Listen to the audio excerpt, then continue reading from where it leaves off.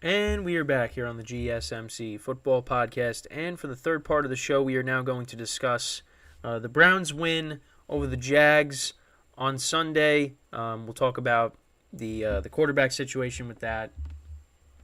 Obviously, last week I did a topic on this, and I said they probably should just ride it out with Flacco until he plays bad.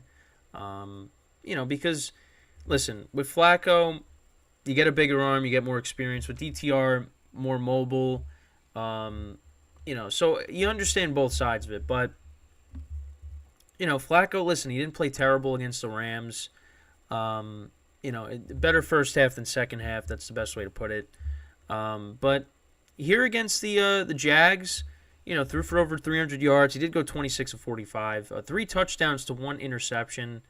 Their leading receiver was David Njoku, who had 2 touchdowns on the day, 91 yards receiving. Amari Cooper had 77 yards. Elijah Moore continues to get more involved in the offense, 42 yards. David Bell only had 1 reception. It was for 41 yards. The Browns, I think it was on 4th and 3, they went for it, and they scored a touchdown there, so that was big in the game. But Flacco did spread the ball around. Did have a couple of turnovers in this game. Flacco did lose a fumble. Amari Cooper lost a fumble as well. But the Browns defense, that was the big thing. They forced Trevor Lawrence into 3 interceptions. Trevor Lawrence went 28 of 50 for 257 yards, 3 touchdowns, 3 picks. Evan Ingram had a great game, 11 receptions for 95 yards and 2 touchdowns. Calvin Ridley had 4 for 53. Their rookie Parker Washington had a touchdown in this game. So with Christian Kirk being out, this guy's made a couple of plays. They might have found something in him. But yeah, I mean the Browns, they got to win. They get to 8-5 on the season. I think you got to ride out with Flacco. I mean, they opened up the game. They went 6 plays, 75 yards down the field. Flacco connected with David Njoku for 34 yards. Then there was a lot of punts. Then the Browns closed out the first quarter with another touchdown. Flacco connected with Njoku again. Then on back-to-back drives, there was interceptions by both teams. Jags punted, Browns fumbled. That was the Amari Cooper fumble. Jags scored a touchdown on that drive. Then the Browns punted. Trevor Lawrence threw another pick. Both teams traded punts.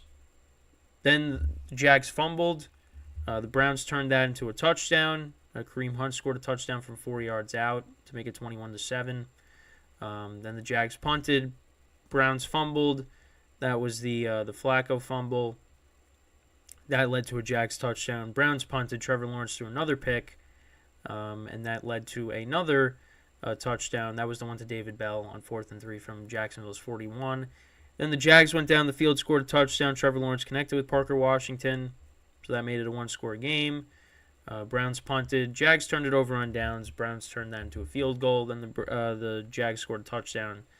Trevor Lawrence connected with Evan Ingram. And that was the final score, 31-27. But, yeah, I mean, I think you got to ride it out with Flacco. I think you got to continue to ride Flacco until he plays bad, where you just have to take him out. But it's been an incredible story. They sign him to the practice squad. He starts against the Rams. They were competitive. They looked like they had a chance to win that game, but then it kind of got away from them at the end. Then they win here. These next 4 games, home against the Bears. The Bears have been playing better, so this is not going to be a walkover as maybe it would have earlier in the season. But but still, the Browns are at home. They can win that game. At the Texans, C.J. Stroud is missing some of his weapons. I mean, we don't know what the status is with Nico Collins at the moment. Well, I at least, I don't know off the top of my head. Let's see. Let's see if CBS. So, right now, he's calf injury questionable for Week 15 against Tennessee. So, but yeah, I mean, if he doesn't have Nico Collins either, I mean, those are your 2 top weapons. Dalton Schultz was already out. He's missed some time. So who knows? And then you're home against the Jets. That's a tough game too with their defense. and then you're at the Bengals, and Jake Browning's been playing good. So, I mean, the Browns right now, they got the top spot in the AFC wild card picture, and we'll take a look at that in the next segment when we go over the standings, because there's a lot of 7-6 teams right now. So it's going to be an exciting finish, with these last 3 weeks now. But yeah, I mean, I think you got to ride it with Flacco. I think right now that's probably the best course of action, is to do that. I did say how last week he's in a much better situation than he was with the Jets, when he was backing up, Zach Wilson. Browns have a better offensive line, have a decent running game. Obviously, it'd be a lot better if Nick Chubb was there, but Kareem Hunt and Jerome Ford have done the job this year. They have. Obviously, again, it'd be better if Chubb was there, but they bringing back Kareem Hunt was a smart move. And like I said, Jerome Ford's been running the football decent as well. And then they got a lot of weapons. Amari Cooper, one of the most underrated receivers in the league, although he fumbled, but still one of the more underrated receivers in the league. David Njoku is a real weapon, when he actually gets the ball. Like I said, Elijah Moore's been getting more involved in this offense. So, and they got some other young receivers as well. So, I mean, you look at the Browns, yeah, they got a good team to surround Flacco. And also it helps when they have a good defense with one of the best players in the NFL, and that's Myles Garrett. So, I mean, he's in a good situation. And they do have tough games on their schedule, but, I mean, this team could definitely get to 10 wins. So we'll see how it plays out. I think that's probably what they go with. But we'll see. But how crazy would it be?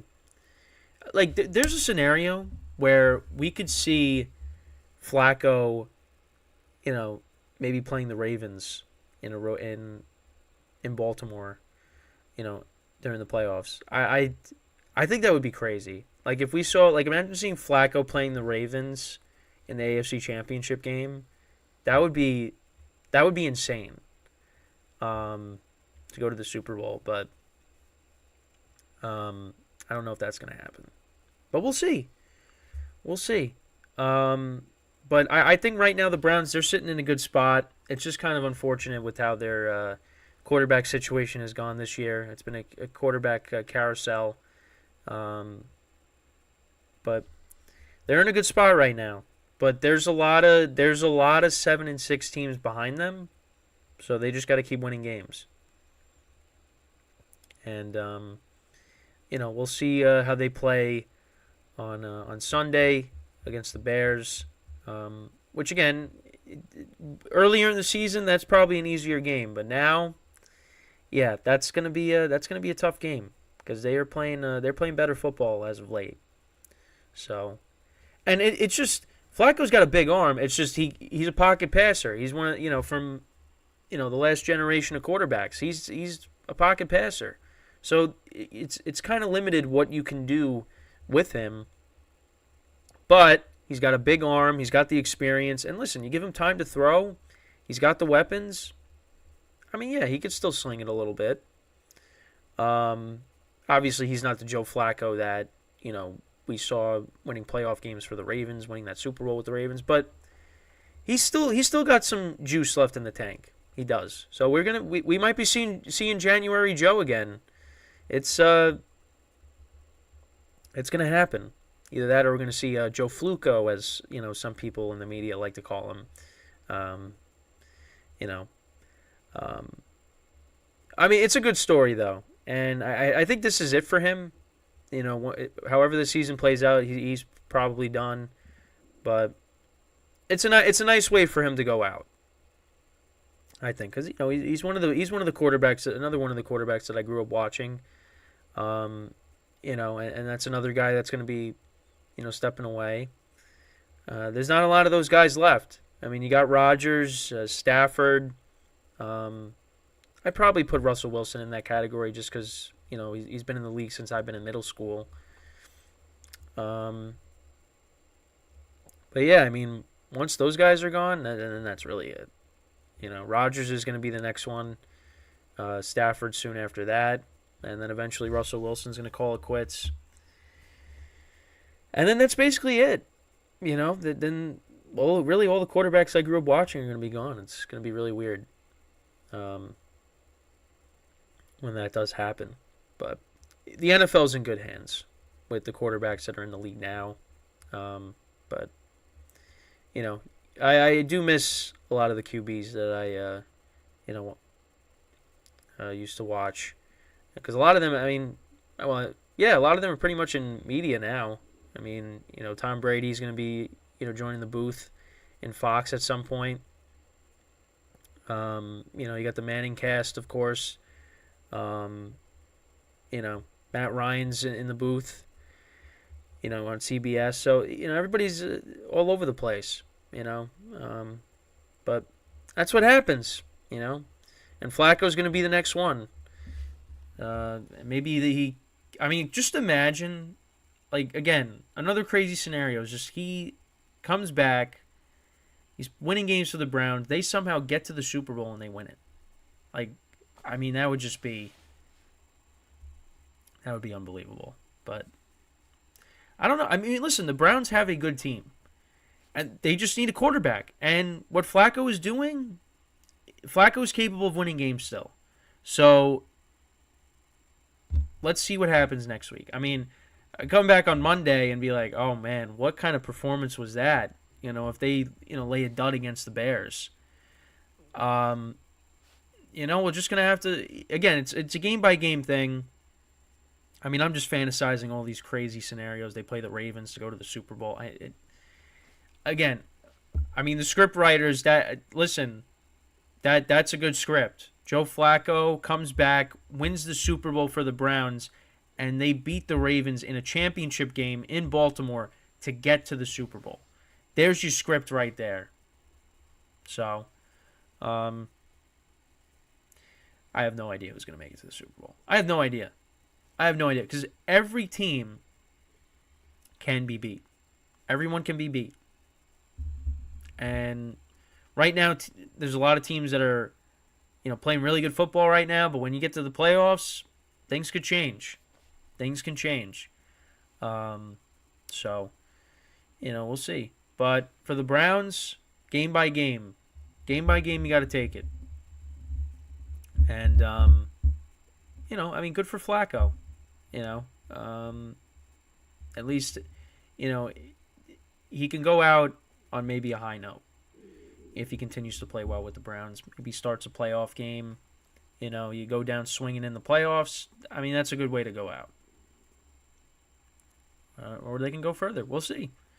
But, these last 3 weeks are really going to be something. Because when we come back from our final break of the show, we're going to discuss, what's going on with, the playoff picture on both sides, division races, all of that. Because, like I said, in the AFC, you got 7-6 teams right now. And there's only so many spots, So that's what we will get into when we come back from our final break of the show. So stick around, and we'll be right back here on the GSMC Football Podcast.